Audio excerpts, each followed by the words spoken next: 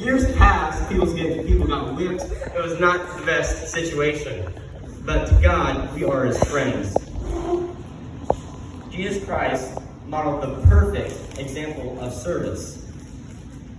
By understanding and embracing this, we grow closer to him and fulfill our purpose as his followers. So let's now turn to the Gospel of Mark. Mark chapter 10, verse 45. Jesus says here, "For even the Son of Man did not come to be served, but to serve, and to give his life as a ransom for many." That's the NIV translation.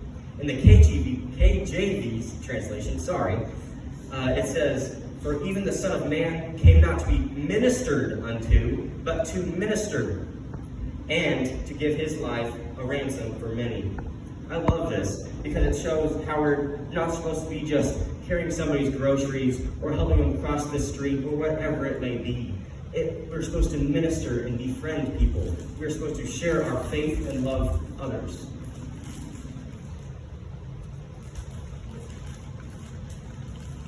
So the examples of Jesus' entire ministry was characterized by service, from healing the sick to feeding the hungry, from washing his disciples' feet, ultimately sacrificing his life on the cross.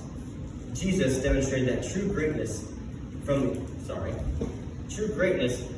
in the kingdom of God comes through serving others. So here are some examples. Healing and compassion. Jesus' miracles were acts of service. He healed the lepers, gave sight to the blind, and even raised the dead. These acts were not only demonstrations of his divine power, but also expressions of his deep compassion and love for humanity. Secondly, the teaching and feeding. Jesus fed the multitudes, not just with bread and fish, but with the word of God. This is also going back to what I said before, how we're supposed to minister unto people and not just serve them and carry their groceries or something. Let's befriend them and share our faith. His teachings nourished the souls of his listeners, offering them hope and guidance.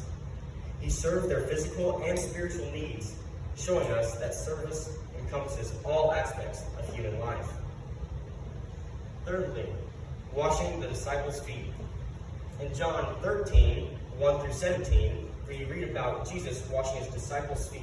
This act was usually performed by the lowest of low servant, and to have their teacher and Lord serve them in the most humble way, it was truly an example to follow, even for us to this day, even though we may not fully understand what washing his disciples' feet is like.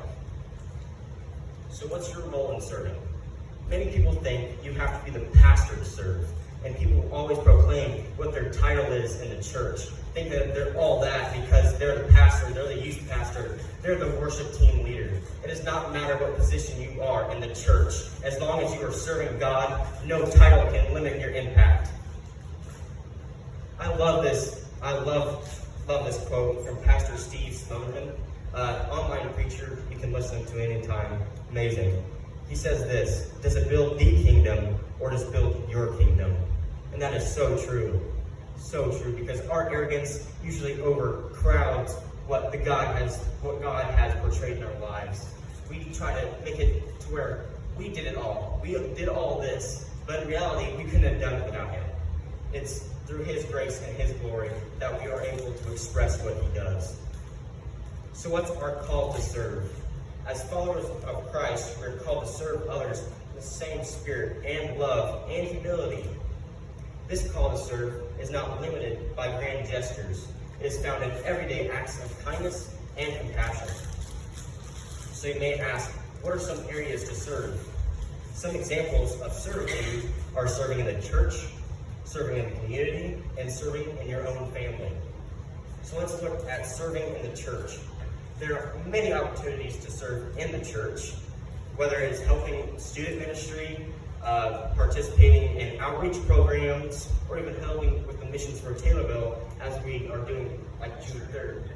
Yesterday, my bad. So how about those? All these acts of service contribute to the body of Christ. So serving in our communities. Beyond the church walls, we're called to be the light of Christ in our communities.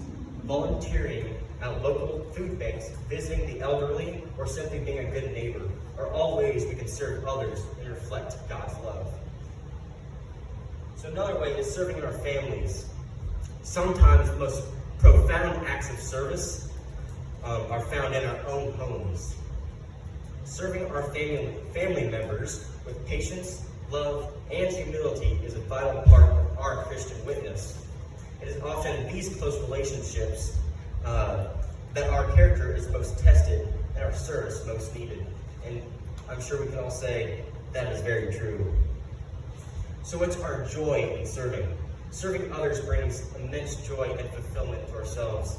It allows us to experience the heart of Jesus and grow in our faith.